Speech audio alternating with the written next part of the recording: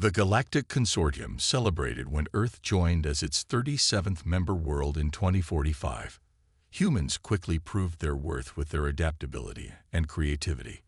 Within just 10 years, Earth transformed into an important center for meetings between different alien species and cultural exchanges. Director Taiwan led the consortium's diplomatic court. He still remembered his first visit to Earth. The busy human cities had amazed him completely. Their music filled the air, their art captured impossible emotions, and their endless questions about everything in the universe impressed him. Humans were different from any species the consortium had met before. These humans create without any limits, Taiwan had told the Consortium Council during his official report. They can adapt to live almost anywhere, and they question everything around them in ways that help us all see new possibilities. Earth's unique position in space had made it perfect for Taiwan's greatest achievement, a communications network that connected Earth to all major consortium worlds. Every day, thousands of messages traveled between planets. Scientists shared discoveries, artists exchanged new works, and diplomats maintained peace between different worlds. Taiwan took special pride in how humans had integrated into galactic society. They weren't the most advanced species technologically, but their fresh perspectives solved problems that had stumped other species for centuries. Their entertainment had become popular across hundreds of worlds, and human foods were considered delicacies in high-class restaurants throughout the galaxy. The consortium research centers had welcomed human scientists with their unusual approaches, human artistic works. Their music, paintings, literature, and performances had been collected and studied by cultural experts from dozens of species. Even the normally serious council members found themselves enjoying human humor. On this particular day, Taiwan sat in his office reviewing trade agreements between Earth and the mineral-rich worlds of the Outer Rim. The documents detailed exchanges of rare earth elements for advanced mining technology. Simple work, but important for maintaining good relations. The office door slid open without a permission chime. Juri, his assistant for the past 5 years, rushed in. Her face showed clear alarm. The scales around her eyes had darkened, a sign of extreme stress in her species. "Director, we've lost contact with Earth," she said, her voice higher than normal. Taiwan set down his tablet. One communication line. "All channels, Director." Complete silence. Juri's hands trembled slightly as she handed him a datapad. "We've tried all emergency protocols. Nothing is getting through." A cold feeling spread through Taiwan's chest. In his 30 years of diplomatic service, he had never seen a total communications blackout from an entire planet. Individual stations sometimes went dark during solar storms or technical failures, but not an entire world. Not Earth, with its multiple redundant systems. "How long has it been silent?" he asked. 6 hours and counting, Director." Taiwan stood up and walked to the wall-sized display showing the current status of all consortium worlds. Earth's indicator still showed green. No distress signals had been sent before communications stopped. Any unusual activity in that sector? Solar flares? Ship movements? Juri shook her head. Nothing unexpected. The last transmissions were completely normal weather reports, entertainment broadcasts, scientific data, the usual traffic. Taiwan tried to think logically despite his growing concern. 6 hours could simply be a major technical failure. Earth's systems were newer than most in the consortium. Perhaps they had experienced a cascading shutdown. "Show me the last received transmissions," he ordered. The screen filled with dozens of communication streams. Taiwan selected one at random. A university lecture on marine biology. The human professor spoke normally, explaining something about deep ocean ecosystems. Then, mid-sentence, the transmission cut to static. He checked another, a music broadcast. Again, it simply stopped without warning. No distortion, no signs of interference. Just silence. "Contact the nearest patrol vessel to Earth. I want them to change course and investigate." "Already done, Director," Juri said. The Pathfinder can reach Earth orbit in 14 hours at maximum speed. Tai-1 nodded. Good. Alert the Council about the situation. Tell them I'll provide updates as soon as we have them, but emphasize we have no evidence of any attack or disaster. After Ju-Ri left, Tai-1 remained staring at the display. He remembered his human friend, Ambassador Kim, who had invited him to his home in a place called Seoul last year. They had shared meals and conversations late into the night. Kim had explained human concepts like friendship and loyalty that went beyond simple alliance or mutual benefit. Tai-1 hoped Kim was safe. He hoped all humans were safe. The next 6 hours passed slowly. Tai-1 received constant updates, but each contained the same information. No response from Earth on any channel. The Pathfinder reported no distress signals or unusual readings as it approached the Sol system. Messages poured in from across the consortium. Species that had formed close bonds with humans demanded information. Business leaders worried about interrupted trade. Scientists feared losing access to ongoing research. 12 hours after the first report, Tai-1 faced the Consortium Council. 21 leaders from different species waited for his explanation. An explanation he didn't have. We simply don't know what has happened, he admitted. The Pathfinder will reach Earth soon. Until then, we can only wait. The High Counselor, an ancient being who rarely spoke directly, fixed her compound eyes on Tai-1. Director, what is your assessment? Not your facts, but your feeling about this silence. Tai-1 hesitated. In all his years of service, he had learned to trust his instincts. Something unprecedented has occurred, he said finally. In all our records, no member world has ever gone completely silent without warning. I fear we may be facing something entirely new. As he returned to his office to wait for the Pathfinder's report, Tai-1 couldn't shake the feeling that this silence was just the beginning of something much larger, something that would change the consortium forever. For 3 long months after Earth went silent, the Consortium Council debated what to do. Some members argued for patience, suggesting that humans might be dealing with an internal crisis. Others suspected a deliberate withdrawal from galactic affairs. A few even proposed that Earth had fallen victim to some unknown cosmic event. In the end, concern won over caution. The Council authorized a full investigative fleet of 12 vessels, led by Admiral Du-Hyun aboard the flagship Seeker. Du-Hyun had earned his reputation during the Nebula conflicts, calm under pressure, thorough in his approach, and unwilling to jump to conclusions without evidence.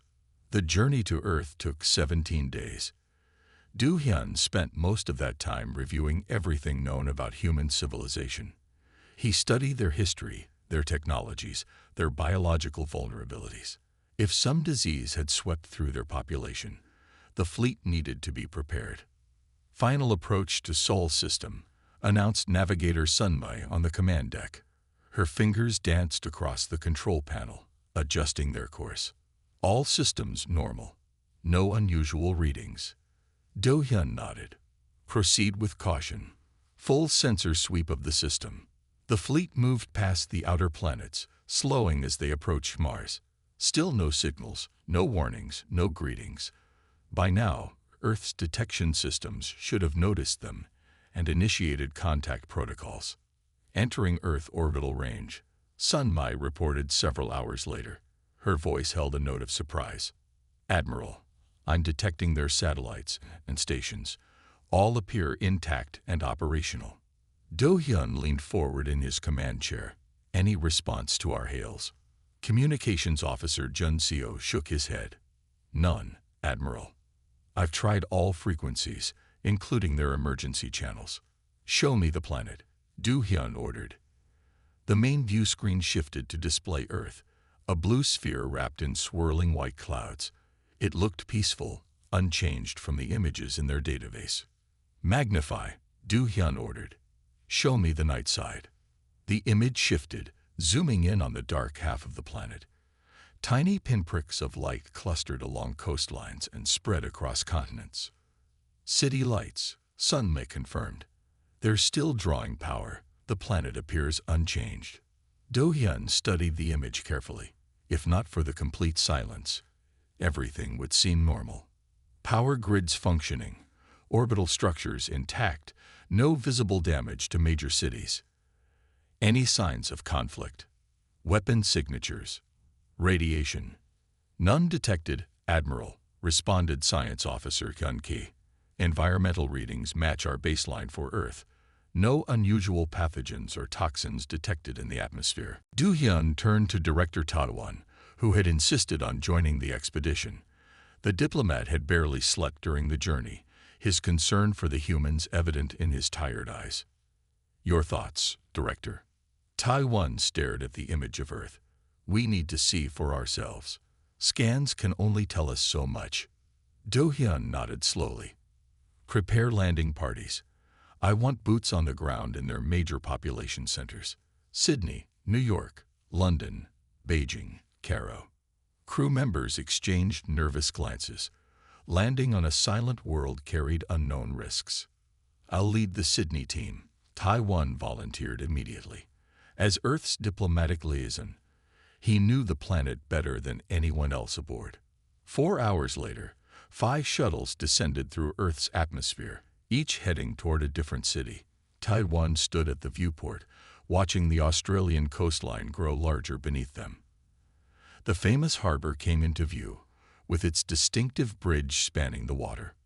Still no communications from the surface, reported the shuttle pilot. But I'm detecting normal power signatures throughout the city. The shuttle landed in a central park. Taiwan led the 6-member team down the ramp, all wearing basic environmental suits as a precaution. The morning sun cast long shadows across empty walkways. Spread out. Stay in communication range, Taiwan ordered. Report anything unusual immediately. They moved cautiously into the abandoned city. The silence felt unnatural in what should have been a bustling metropolitan area. Birds flew overhead, and small animals scurried occasionally across their path. But of humans, there was no sign. Security Officer Jin Ho walked beside Taiwan, weapon ready. It doesn't make sense, he whispered. There should be signs of panic, of evacuation. They passed cars stopped in the middle of streets. Some had doors hanging open, as if the drivers had simply stepped out and walked away. Traffic lights still changed from red to green, controlling non-existent traffic. Taiwan approached a small cafe with outdoor seating. Tables still held plates of food, now dried and spoiled. Cups of coffee had developed thick layers of mold. Napkins fluttered in the breeze. Look at this, called Medical Officer Minji from inside the cafe. She pointed to a chair that had fallen backwards, as if someone had stood up suddenly. Beside it, a datapad showed a half-written message. Jin Ho moved closer to the windows, studying the scene. It's as if they all just walked away, he whispered. Taiwan's communicator beeped. Reports from the other teams began coming in, all describing the same eerie emptiness. New York's Times Square still flashed with advertisements, but no one watched them. London's underground trains continued to arrive at stations, doors opening to empty platforms. The team continued their exploration, moving deeper into Sydney's business district. They found office buildings with computers still running, showing screensavers or half-completed work. In an elementary school, colorful artwork hung on walls, and tiny chairs sat pushed back from activity tables. In a small park, Taiwan noticed something that made his heart constrict. A child's toy, a small stuffed animal, lay abandoned next to a playground swing, still moving slightly in the breeze. He picked it up gently, turning it over in his hands. No signs of struggle, he said quietly. No bodies, no evidence of violence or disaster. He looked around at the empty playground, feeling a deep sense of wrongness. They're just gone. As the sun began to set, the teams regrouped at their shuttles. Every report told the same story. Cities intact but completely empty of human life. Animals had remained. Plants continued to grow. Automated systems still functioned. Only the people had vanished. Aboard the Seeker, Admiral Do-hyun reviewed their findings with growing concern. Could they have evacuated the planet? He asked. Tai-1 shook his head. Without taking personal possessions, without their pets, without sending any message to the consortium. And where would over 8 billion humans go without leaving a trace? As darkness fell over Sydney, Tai-1 stood at the shuttle viewport, watching the city lights come on automatically. Somewhere in the darkness, he hoped to find answers to a mystery that seemed to defy explanation. But as stars appeared in the sky above, the silence of Earth remained absolute, a deafening silence that spoke of something beyond their understanding. News of Earth's emptiness spread quickly across the galaxy. Tai-1's official report reached the consortium central hub, and within days, everyone knew that humans had vanished without a trace. The mystery captured the imagination of all species. How could billions of beings disappear without leaving any evidence? The economic impact hit first. Trading posts that specialized in human goods found themselves with worthless inventory. Manufacturing centers that produced for Earth suddenly had no customers. Investment funds tied to human industries lost value overnight. The markets have dropped 30% since opening, reported Economic Minister Dae-Sung to the Emergency Committee. Industries that rely on human creativity are failing fastest. Entertainment, fashion, cuisine, all collapsing. Beyond the financial troubles, the social impact proved even more dramatic. In public spaces across hundreds of worlds, people gathered to discuss the mystery. Some found comfort in religious explanations. On the spiritual world of Luminar, crowds filled the crystal temples. Priests declared that the humans had been chosen by the cosmic forces, lifted to a higher plane of existence as a reward for their creative spirits. They called it the Great Ascension, and began preparing their followers to be worthy of the same fate. Meanwhile, on the scientific hub world of Technos, a different explanation gained popularity. Scholars suggested that humans had developed a technological breakthrough that allowed them to transcend physical form. They pointed to humanity's rapid advancement and theoretical work on consciousness transfer. They've become pure energy, argued Professor John Wu to a packed lecture hall. They evolved beyond the need for bodies. Fear spread too. Some species began to avoid places associated with humans. Rumors circulated that whatever had taken the humans might come for others next. Security forces across the consortium reported increased requests for protection. In the midst of this chaos, the scientific team led by researcher He Newell worked tirelessly, analyzing the mountain of data collected from Earth. For weeks, they studied videos, sensor readings, and physical evidence, looking for any pattern that might explain the disappearance. He Newell barely slept. Her dedicated team processed information day and night, using the most advanced analysis systems in the consortium. Finally, after 3 weeks of intensive work, they found something. Director, we've identified a pattern. He Newell reported to Tai-1 during their daily briefing. Dark circles had formed under her eyes from lack of sleep, but excitement filled her voice. All electronic records were wiped clean, but physical objects remain untouched. It's as if something specifically targeted digital information. Tai-1 leaned forward. What about the security footage you recovered? He Newell displayed several video clips on the wall screen.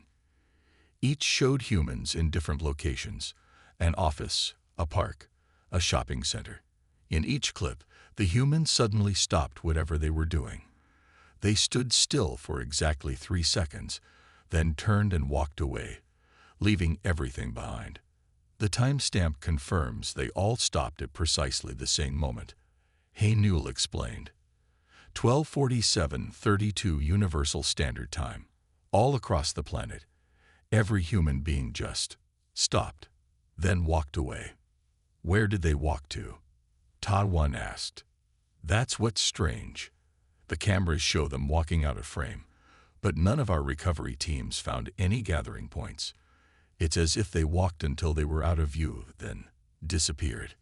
The Consortium Council called an emergency session to hear these findings. Representatives from all 36 remaining member species gathered in the Great Chamber. The mood was somber as Tai-1 presented He Newell's discovery. Whatever happened wasn't violent or destructive. Tai-1 concluded. his voice grave. It was coordinated, intentional. Every human on the planet responded to something at exactly the same moment. Questions erupted from the council members. Could it be mind control? Was it an evolutionary jump? Should we quarantine the Sol system? Before Taiwan could respond, a hush fell over the chamber. Elder Archivist Min Seo had entered. A rare sight indeed. The ancient keeper of the consortium's historical records rarely left the great repository.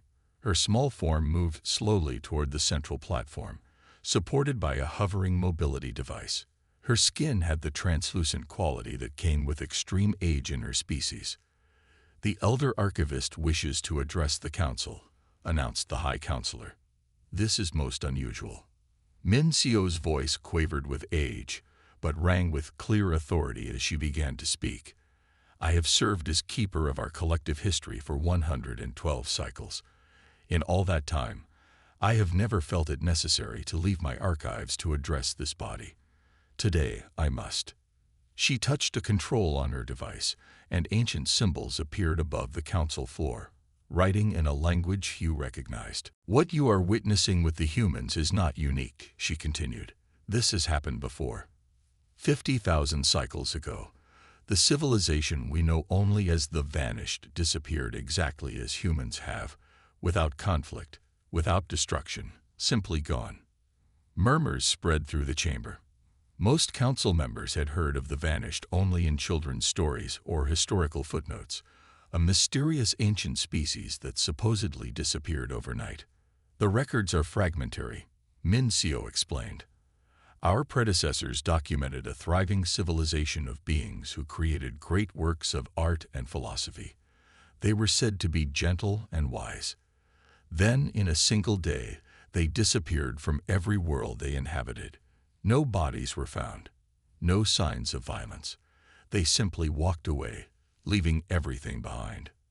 We dismissed these accounts as legend or exaggeration," she continued. "The scientific consensus was that the Vanished must have fallen to disease or war, and the truth was lost to time. Now I fear we were wrong. The pattern matches perfectly." Taiwan approached the Elder Archivist. "Did the records mention anything about what caused their disappearance? Any warning signs?" Min Seo's ancient eyes looked troubled. "Only one. In the cycles before they vanished, the Vanished reported dreams, shared dreams across their entire species. They called it the calling." The chamber fell silent as the implications sank in. Taiwan remembered something from his cultural briefings on Earth. Humans often reported shared themes in dreams, concepts that appeared across cultures that had never contacted each other. "There's more," Min Seo added softly. "The records suggest that after the Vanished disappeared, other species began to vanish as well, starting with those who had the closest contact with them." Panic erupted in the chamber. Council members shouted questions and demands. Some called for complete isolation of the Sol system. Others wanted to abandon any worlds where humans had settled.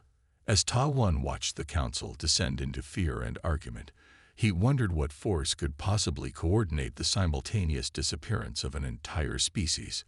Whatever had happened to humanity wasn't a natural disaster or an attack. It was something far more profound and terrifying.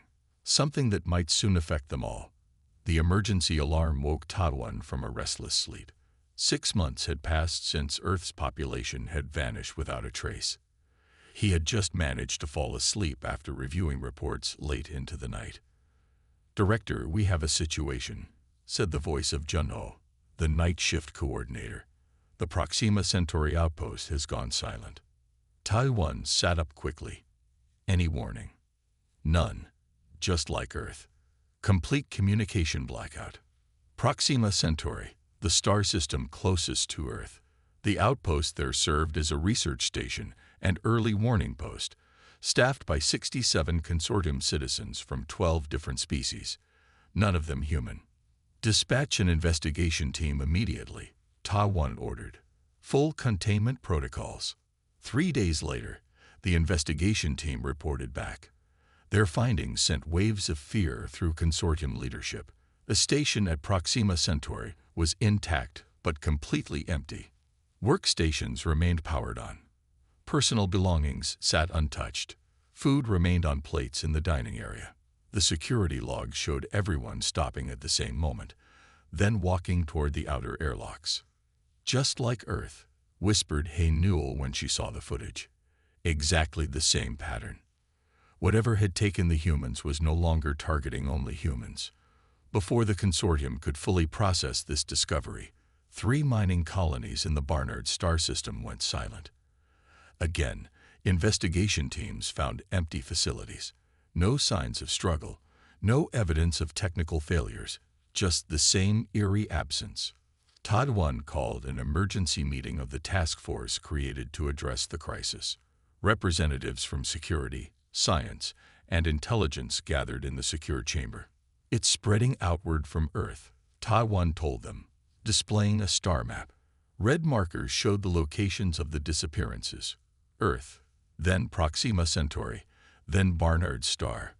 Like a wave moving through space. The pattern was undeniable. Admiral Du-hyun pointed to the map. "If this continues, we can predict which systems will be affected next." He drew a circle expanding outward from Earth. "These 12 outposts and colonies fall within the next expected zone. We need to evacuate them immediately," said Security Chief Yi-jun. "And go where?" asked Enul. "If this keeps expanding, nowhere will be safe eventually." Admiral Du-hyun initiated quarantine protocols across consortium space. Travel between systems became heavily restricted. Ships underwent extensive scanning before docking at any station. But these measures proved ineffective. 2 weeks later, just as predicted, a research outpost at Wolf 359 went silent. Then a trading post at Lowland 21,185. Each disappearance followed the same pattern. No distress calls, no signs of conflict, just empty stations and colonies with all systems still running. Fear spread throughout consortium space. Some believed the end of all civilized species had come. Religious groups proclaimed the fulfillment of ancient prophecies. Others prepared defensive measures, though no one knew how to fight an enemy that left no trace. Taiwan refused to accept defeat. "We're missing something," he told Hay Newell during one of their late-night strategy sessions. "Whatever this is, it follows rules. It has a pattern. If we can understand it, maybe we can stop it." "We need to go back to where it started," Hay Newell suggested. "Earth. Maybe there's something we didn't detect the first time." Taiwan assembled a specialized team for a return mission to Earth. He selected experts with unique capabilities. Physicist Eun-ji with her advanced sensor technology, biologist Hyun-woo who specialized in non-physical life forms, and Gai-hoon, a rare psychic sensitive whose species could detect energy patterns invisible to technology. Their small ship, the Searcher, arrived at Earth 7 months after the disappearance. The planet looked unchanged from orbit. Blue oceans, white clouds, green and brown landmasses. City lights still glowed on the night side. "I want us to focus on the moment of disappearance," Ta-1 told the team as they prepared to land. "Something happened at 12:47:32 Universal Standard Time. I want to know what."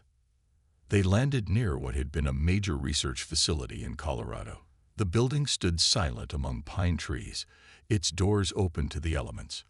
Inside, Yunji set up her specialized equipment.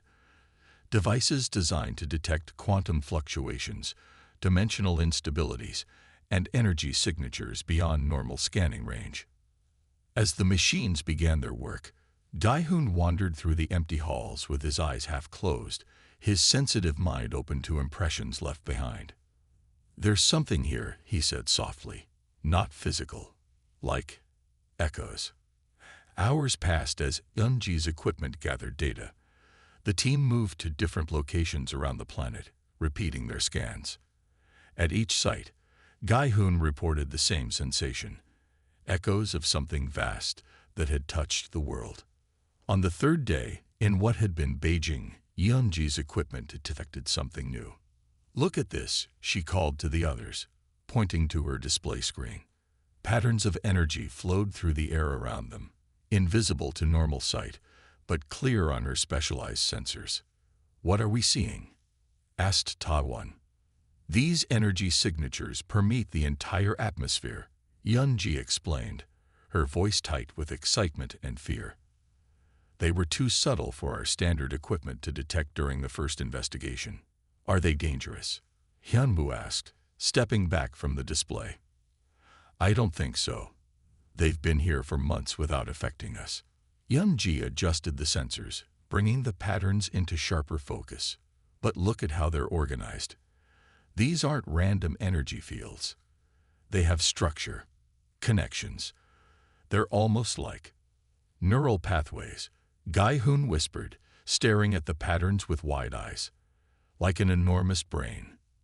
The team fell silent as they processed this revelation. The implications were staggering. Could the entire planet be surrounded by some kind of consciousness? Ta-1 finally asked. Yun-ji nodded slowly. "These patterns are consistent with how thoughts move through neural networks, just on a planetary scale." Jae-hoon had gone very still, his sensitive mind reaching out to the patterns around them. His face had paled considerably. "What is it?" Ta-1 asked, noticing his expression. "I don't think Earth was abandoned," Gai-hoon whispered, his voice barely audible. "I think it was harvested." "Harvested?" Hyunwoo repeated. "You mean the humans were taken? For what purpose?" Jae-hoon gestured to the energy patterns surrounding them. "These aren't just pathways. They contain impressions, memories, personalities." His voice shook slightly. "I think the humans are still here, just not in physical form anymore. Their minds, their consciousness, they've been absorbed into this network." Ta-1 stared at the swirling patterns on Yun-ji's display. The idea that billions of human minds might now exist as part of some vast energy network seemed impossible. Yet it would explain the simultaneous nature of their disappearance and the lack of physical evidence. "And now it's spreading to other worlds," Yun-ji said quietly. "Whatever this is, it's consuming consciousness across space, one system at a time." As the team prepared to return to consortium space with their disturbing discovery, Ta-1 couldn't shake the feeling that they were no longer the hunters investigating a mystery. They had become the hunted, with something vast and incomprehensible steadily moving toward them across the stars. The team's shuttle flew over the empty cities of Earth one last time. Ta-1 had ordered a final sweep of the planet before returning to consortium space with their disturbing discovery about the energy patterns. As they passed over what had once been New Zealand, Gai-hoon suddenly clutched his head. "There's someone down there," he gasped. "A mind. I can feel it." Yun-ji checked her sensors. "He's right. I'm detecting a single life form in that observatory." The pilot changed course immediately, bringing the shuttle down near a small building perched on a hillside. Through the windows, they could see a faint light inside. "Approach with caution," Ta-1 ordered as they exited the shuttle. This could be a trap. The team moved quietly toward the observatory. The door stood partially open. Inside, they found a simple room with basic living supplies, food containers, water bottles, and a small sleeping area. At the main telescope sat an elderly human male. He didn't turn as they entered, his attention fixed on the night sky visible through the open dome. "Professor Park." Ta-1 called out, recognizing the man from Earth's scientific database. He had been a leading theoretical physicist. The old man turned slowly, showing no surprise at the sight of alien visitors. His face was weathered but calm, his eyes clear and alert. "We wondered if anyone would come looking," he said in a quiet voice. "It took longer than I expected." Ta-1 approached cautiously. "You're the only human we found on the entire planet. I chose to stay behind," Professor Park explained. Someone needed to explain what happened. The team gathered around him, their recording devices capturing every word. After months of mystery, they might finally learn the truth. "What happened to your people?" Ta-1 asked. Professor Park smiled gently. "We discovered the truth.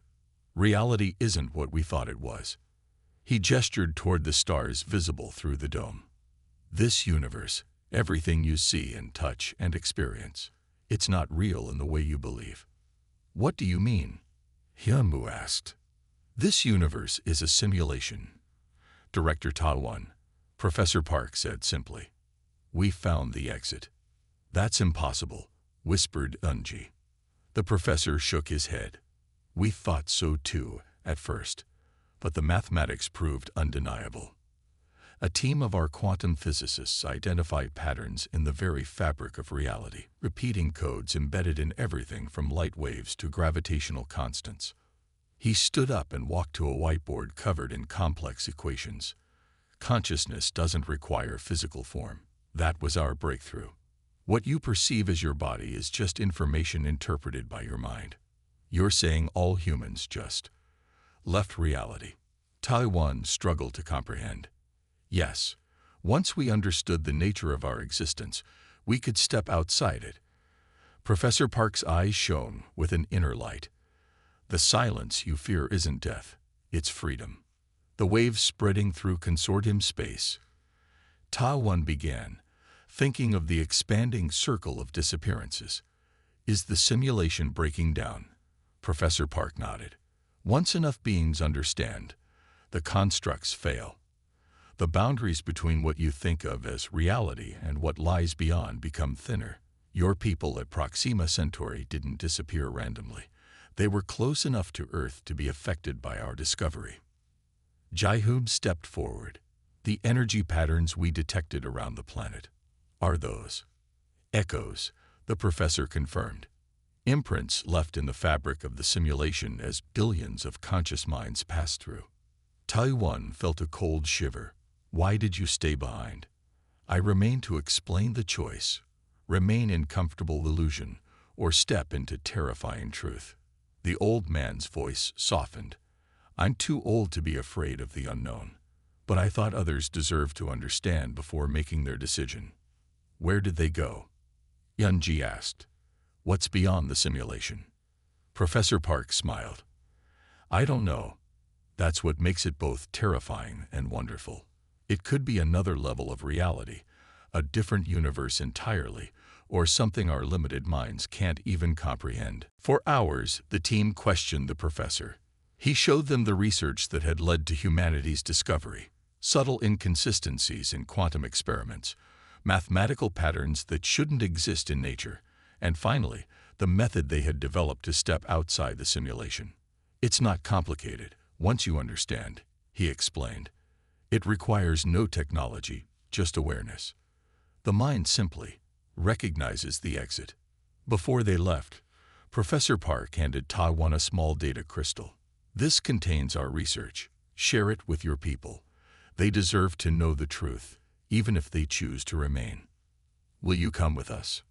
Ta-won asked. The professor shook his head. My time is almost done. I'll make my exit soon. Back at consortium headquarters, Ta-won's report created chaos.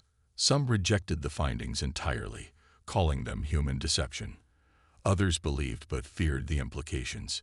If reality itself was a construct, what did that mean for everything they had ever known or valued? The consortium council debated for days. Some members argued for suppressing the information to prevent panic. Others insisted everyone had the right to know the truth about their existence. The disappearances will continue regardless, Ta-won told them. The effect is spreading outward from Earth at a measurable rate. We can calculate exactly when it will reach each of our worlds. In the end, the Council made the information public, but warned of its uncertain nature. Across consortium space, different species reacted in different ways. Some formed groups preparing to exit together. Others developed technologies they hoped would shield them from the effect. Many simply continued their lives, choosing the comfort of familiar reality over the unknown. 3 weeks after their return, Ta-won received word that Professor Park had disappeared. The last human on Earth had finally made his exit. Standing alone on an Australian beach, Ta-won watched the sunset, perhaps just elaborate code creating the illusion of beauty. The same beach where human children had once played, where couples had watched similar sunsets, where a civilization had thrived witut knowing the nature of their reality. Ahead of him, he sensed something like a doorway where the fabric of reality seemed thinner. The energy patterns were stronger here, swirling visibly to his trained eyes. One step would take him beyond everything he had ever known, into whatever lay beyond the simulation. Was it courage or cowardice to stay? Was it wisdom or foolishness to go? The silence that had started as an enigma now beckoned with terrible promise. Taiwan thought of his home world, of his family who waited for his return. He thought of the billions of minds that had already passed through, including the entire human species. He thought of the countless species yet to face this choice. The waves washed gently against the shore.